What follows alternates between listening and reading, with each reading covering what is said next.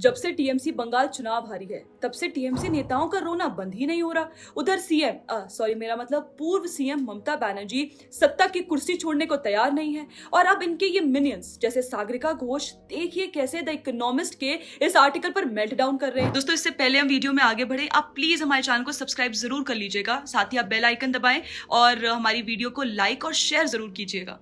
हाँ जी, सही सुना आपने।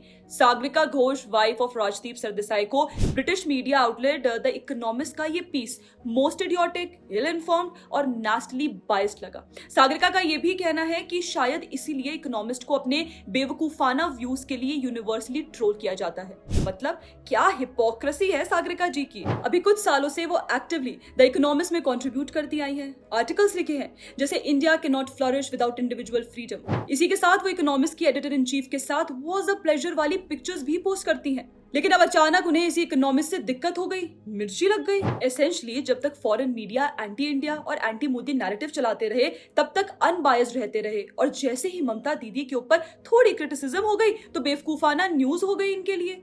खैर, हम तो वैसे द इकोनॉमिस्ट को इतना सीरियसली नहीं लेते क्योंकि द इकोनॉमिस्ट का पहले से एंटी इंडिया बायस रहा है, लेकिन फिर भी ये देखना इंटरेस्टिंग है कि ऐसा तो क्या ही लिख लिया उन्होंने कि सागरिका इतनी पगला गई हैं। अगर मैं एग्जैक्टली आर्टिकल की बात करूं तो उसमें लिखा है कि ममता बनर्जी ने 15 साल तक बंगाल पर रूल किया, लेकिन स्टेट इकोनॉमिकली स्टैग्नेट करता रहा जबकि नेशनल लेवल पर इकोनॉमी ग्रो हो रही थी। आर्टिकल में यह भी लिखा गया कि एक एवरेज बंगाली की इनकम गुजरात के आधे के बराबर रह गई है। इसके बाद आर्टिकल टीएमसी पर सीरियस एलिगेशंस लगाता है, जैसे क्रिटिक्स को साइलेंस करना, ओपोनेंट्स को जेल भेजना, एक्सटॉर्शन रैकेट चलाना और बिजनेसेस से पैसा वसूलना। यह भी लिखा गया कि कई बिजनेसेस इसी वजह से बंगाल छोड़कर चले गए। फिर आर्टिकल के सेकंड पार्ट में कहा गया कि हार के बाद भी ममता बनर्जी ने रिजल्ट्स एक्सेप्ट करने के बजाय चीटिंग का आरोप लगाया और स्टेप डाउन करने से मना किया।